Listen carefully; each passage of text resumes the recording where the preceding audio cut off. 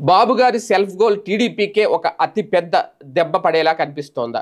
ఖచ్చితంగా అవుననే సమాధానం వినిపిస్తోంది. ఒక రకంగా చంద్రబాబు నాయుడు గారు కావాలని సెల్ఫ్ గోల్ వేసుకోవాలని అనుకోరు. కానీ ఆయన తీసుకునే నిర్ణయాలు ఒక్కొక్కసారి తెలుగుదేశం పార్టీ వ్యవహరించే తీరు ఆటోమేటిక్గా బాబు గారి సెల్ఫ్ గోల్ కారణం అవుతుందా? ఖచ్చితంగా అవుననే సమాధానం వినిపిస్తుంది. ఒకటి, ఉత్తరాంధ్రలో టీచర్ ఎమ్మెల్సీ అభ్యర్థికి సపోర్ట్ చేసి ఒక రకంగా అదొక సెల్ఫ్ గోల్ వేసుకున్నారు. ఇప్పుడు ఆయన ఓటమి పాలయ్యారు.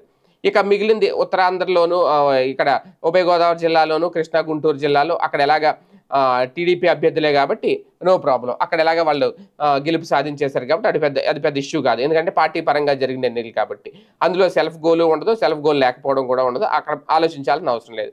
అలాగే పార్టీకి సంబంధించి రేపొద్దున్న ఎమ్మెల్సీ ఎన్నికల అదే ఎమ్మెల్యే కోటాలో జరగబోయే ఎమ్మెల్సీ ఎన్నికలకు సంబంధించి ఎలాంటి నిర్ణయం తీసుకుంటారు అనేది అక్కడ కూడా ఇప్పటికే చాలా మందికి హామీలు ఇచ్చేశారు ఆయన ముందే. నేను చూసుకుంటాను, మీకు ఎమ్మెల్సీ ఇస్తానని చెప్పి హామీలు ఇచ్చేశారు.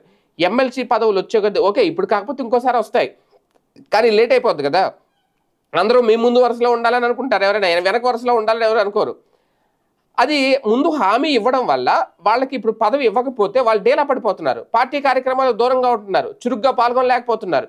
ఒక ఐఎంఐఎంలో ఒక ఫ్రస్ట్రేషన్లో కూర్చుంటే ఏమవుతుంది, ఏళ్ళు గడిచిపోతాయి. ఇప్పటికే సంవత్సరం అయిపోతుంది, దగ్గర 9 నెలలు అయిపోతుంది అధికారంలోకి వచ్చి.